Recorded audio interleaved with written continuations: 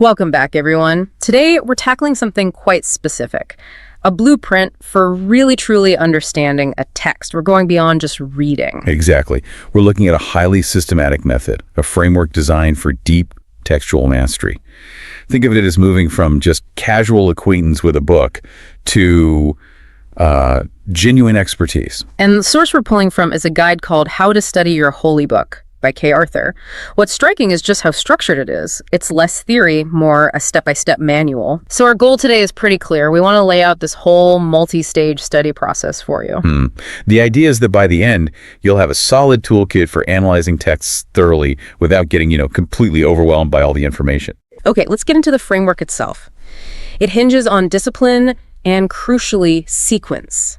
The source insists on 3 core stages, or pillars, that you have to tackle in order. Absolutely. That sequence is vital. Skipping ahead really undermines the whole process, according to this method. You build understanding layer by layer. Pillar 1 is observation. The Arabic term mentioned is gosi.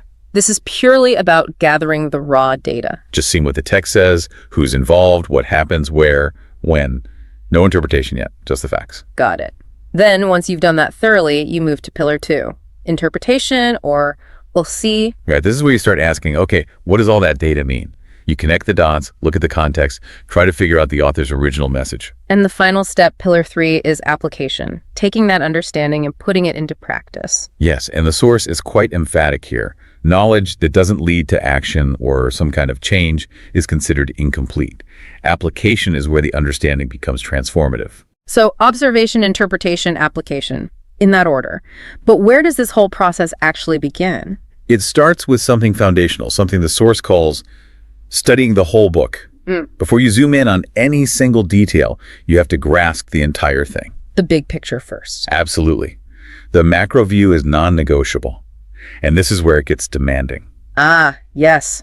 The reading requirement. The guide recommends reading the entire text. How many times? Between 5 and 20 times. Cover to cover. 5 to 20. Okay, I can hear listeners thinking, 20 times. Who has time for that? How does the method justify that kind of commitment? It frames it as essential groundwork. It's not about just reading passively, it's about immersion. Each pass builds a different layer of understanding. Without that complete overview, the risk of misinterpreting details later is just too high. So it's about preventing errors by knowing the whole context first. Precisely. Context is king in this method. And you can't truly grasp the context of a single sentence without knowing the flow of the entire argument, the whole narrative. Let's break down those, say, 20 readings. What's happening mentally during that process? It can't just be repetition for repetition's sake. No, definitely not. Think of the first maybe 1 to 5 readings as achieving basic fluency. You're getting the storyline down, identifying the main characters or concepts, the general tone and style. You stop wondering what happens next and start internalizing the overall flow. Okay, so you got the basics. What about reading, say, 6 through 10? What changes? That's when your brain starts picking up on the structure, the architecture of the text. You begin to notice patterns, repeated phrases, how paragraphs connect, where the author shifts topics. You're moving from just following the plot to seeing how the author built the argument. Like seeing the seams and the structure. Exactly. You start noticing literary devices, maybe lists or contrasts the author sets up. And then those final readings, say 10 up to 20, that must be about really deep saturation. That's right. By that point, you're almost subconsciously cross-referencing. You read something in chapter 3, and your mind instantly connects it to something similar in chapter 12. It's about building this incredibly dense mental map of the entire text. So that heavy repetition inoculates you against taking things out of context later on. Perfectly put. It's the primary defense mechanism against proof texting or misunderstanding the author's full intent. That 5 to 20 reading mandate, it's really about embedding the whole context in your mind before you dare to analyze a single part. Okay, that reframes it significantly. It's strategic immersion, not just brute force reading. Absolutely. And that deep familiarity naturally leads into the specific techniques for advanced observation. How do you make those readings count? By actually documenting what you're seeing. Right. The method isn't just read a lot. It gives you tools for that observation stage. It emphasizes using the classic investigative questions, the 5 W's and an H. Yes. Who, what, when, where, why, and how. Systematically answering these for the entire book ensures you capture the essential context. Let's quickly walk through them. Who wrote it and to whom? Crucial starting points. Knowing the author's background, their potential biases, their purpose, and understanding the original audience, their situation, their prior beliefs, that shapes everything. Then what? What's the main subject, the core message or event? This forces you to summarize the central topic. What's the book about at its core? It helps define the boundaries. And why? Why was this written? What prompted it? The intent or occasion. Was it written as celebration or crisis? To teach, to warn, to encourage. The why gives you the rhetorical key. A command might sound harsh until you know the desperate why behind it. That makes sense. A crucial layer. Definitely. Yeah. Then you have when and where, the historical and geographical setting. Which helps avoid reading modern ideas back into an ancient text. Anachronism. Exactly. Understanding the original time and place is fundamental. Answering these 6 questions thoroughly essentially builds your context map for the entire work. Okay, so beyond those core questions, the method pushes for looking at the way things are written, the literary structure. Yes. Recognizing the author's choices. How is the information organized? Look at chapter titles, paragraph breaks, any lists the author provides. Lists seem simple, but they often signal importance or deliberate grouping, right? Very much so. They show the author categorizing ideas, creating hierarchies, or drawing parallels. You need to note those down. And the method also highlights looking for comparisons and contrasts. How does the author set things side by side? If they define good here and bad right next to it, that contrast is intentional, designed to sharpen the meaning of both. Which leads naturally to tracking recurring keywords or phrases. This is huge. If a specific word, faith, law, kingdom, whatever it might be, appears again and again, it's almost certainly central to the main theme. You have to track those key terms throughout the entire book. Now, for the practical side, how do you keep track of all this during those multiple readings? The method suggests something quite visual. Ah, yes. Physical marking and color coding. This is where you turn the text itself into a kind of data visualization. So literally using colored pens or highlighters. Exactly. The idea is to assign specific colors to key concepts you've identified as important, maybe through tracking those recurring words. Could you give an example? Sure. You might decide, say, blue is for every mention of God or divine actions. Maybe red marks references to sin or human error. Green could be for commands or instructions, and perhaps yellow for promises or blessings. And the benefit isn't just marking, it's the synthesis afterwards. Precisely. After you've marked the text consistently through several readings, you can flip to the pages and visually see patterns. You might see a chapter is predominantly green, meaning it's heavy on commands. Another might glow yellow with promises. It allows for rapid visual analysis of themes across the whole book. It really accelerates that synthesis process. It helps bridge the gap between just collecting observations and starting to see the bigger picture, the connections. Okay, that makes a lot of sense. So you've done your 5 of 20 readings, you've answered the 5 W's and H, you've marked keywords, maybe color-coded, you have this wealth of observed data. What's the absolute next critical step? Now you have to synthesize. You have to take all those details and find the unifying core. This brings us to identifying the trunk. The trunk metaphor. Explain that.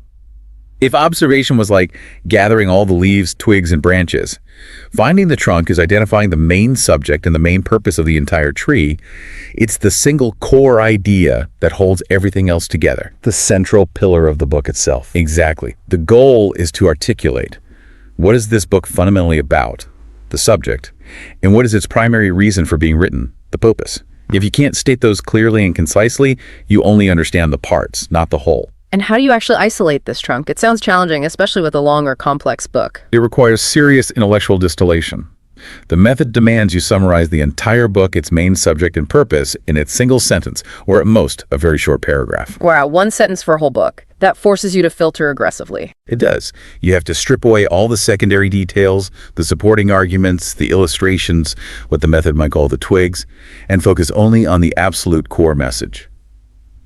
What is the one thing the author absolutely needed the reader to grasp?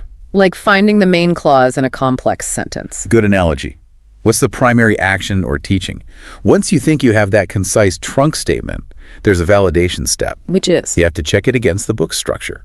Does every major section, every chapter, logically connect to and support this central trunk you've identified? So if a chapter seems completely unrelated to your proposed trunk. Then either your trunk is wrong, or you haven't yet understood how that seemingly unrelated chapter actually serves the main purpose. Yeah. It forces you to reconcile the parts with the whole. That makes sense. It ensures the trunk isn't just your favorite theme, but the actual unifying principle of the text. Right. And once that trunk is firmly established, the macro view is secure, then the method allows you to dive back into the details, the micro study, but always relating it back to the trunk.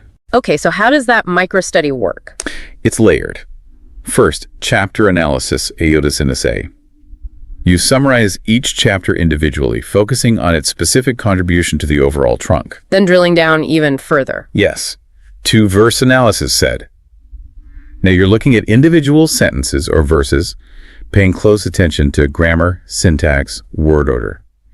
How does the specific phrasing shape the meaning within the context of the chapter in the whole book? So not just what words are used, but how they're arranged. Exactly. And finally, the most granular level, word analysis. Recognizing that words can have nuances, different shades of meaning depending on context. Does a key term mean exactly the same thing in Chapter 2 as it does in Chapter 10? Or has the context subtly shifted its meaning? That's the question. And this is where the method points towards needing more specialized tools for precision. It's quite a progression. Whole book, trunk, chapters, verses, words. But the key seems to be, get the trunk right before you start interpreting the smaller pieces. Absolutely critical. Which brings us squarely into the interpretation phase. The rule here is strict. What's the rule? You cannot properly interpret any detail, a word, a verse, a paragraph, until you know the trunk, the overall context and purpose of the entire book. Interpretation flows from the whole to the part, never the other way around. So no pulling verses out of context to support a pet theory. Never. The mantra is, context determines meaning. Your interpretation of any single verse must align with the chapter's theme, and the chapter's theme must align with the book's overall trunk. What if your interpretation of a detail seems to contradict the trunk you identified? Then the interpretation is likely flawed, according to this method. It forces you back to re-examine either your understanding of the detail or your understanding of the trunk. It promotes intellectual honesty, letting the text guide the interpretation, not imposing your own ideas onto it. It sounds like a system designed to keep the interpreter humble and accountable to the text itself. Very much so. It requires you to constantly check your assumptions against the larger structure. Okay, so once you've done the hard work of observation and arrived at a contextually grounded interpretation, then comes the final pillar. Application. Moving from understanding what it meant then to what it means for you now. And this isn't just an afterthought, it's a core pillar. Right. The ultimate goal isn't just intellectual understanding, it's transformation. How does this knowledge change your thinking, your beliefs, or your actions? Does the source distinguish different kinds of application? It implies a couple of levels. There's mental application, changing your perspective, adjusting your worldview based on what you've learned. And then there's practical behavioral application, changing how you act, how you live, based on the principles or commands discovered in the text. So it connects the study directly back to life impact. Exactly. If the study doesn't lead to some form of application, whether internal or external, the process is considered incomplete. It circles back to the why engage with this text so deeply in the first place. Usually it's for growth or change. And for those really committed to this rigorous process, especially the detailed word analysis part, the method points to using scholarly resources. Yes, it doesn't expect you to do this in a vacuum. It specifically mentions tools like Strong's Concordance. Which isn't just a dictionary, right? It helps you look at the original languages. Precisely. Strong's links the English words in certain translations back to the original Hebrew or Greek words, providing their definitions and showing where else those original words are used. It allows for a much more precise word study. So if you're tracking that recurring keyword, Strong's helps you understand its full range of meaning in the original context. Exactly. It adds a layer of academic rigor. And the source mentions other scholarly works too, like the Expository Dictionary of Old and New Testament Words by Zodiade and the Theological Word Book of the Old Testament. So it actively encourages integrating serious scholarship into the personal study process. Definitely. It also mentions specific English translations like the NASB and the KJV. Why mention specific translations? It reinforces the idea of comparison. Different translations make different choices. Looking at a couple side by side, perhaps alongside tools like Strong's, helps the student see the nuances and make more informed interpretations. It's about thoroughness. Using these tools helps ensure the observation is accurate. which leads to sound interpretation, which then supports meaningful application. It all links together. That's the system. Each stage builds on the last, grounded in the initial deep dive into the whole book. Okay, so let's try to wrap this up for everyone listening. We've walked through this very structured sequential method. Start with deep observation of the whole text, maybe 5, 10, even 20 readings. Using tools like the 5 W's and H, tracking keywords, maybe color coding. Then synthesize all that data to find the trunk, the core subject and purpose of the entire book. Which then allows for disciplined interpretation, ensuring every detail aligns with the whole context. And finally, moving to application, making sure the understanding translates into actual change or action. The real strength is that insistence on the whole picture first. Know the forest intimately before you analyze a single tree, let alone a leaf. It's a powerful antidote to superficial reading or taking things out of context. So here's something for you to think about based on this framework. Consider a complex text that's important in your life or work. Maybe it's a foundational document, a key report, even a piece of literature. Are you currently understanding, and perhaps applying parts of it, the branches, without having first done the hard work of truly grasping its central trunk, its core unifying purpose? How might going back, perhaps even rereading it multiple times with the specific goal of finding that trunk, change your entire perspective on what it means and how it should be applied? Do you know your simple click makes you a worker with the Lord? You become a spreader of light, a savior of souls, and a seeker of the kingdom. Don't wait. Take action now. Like, share, and subscribe.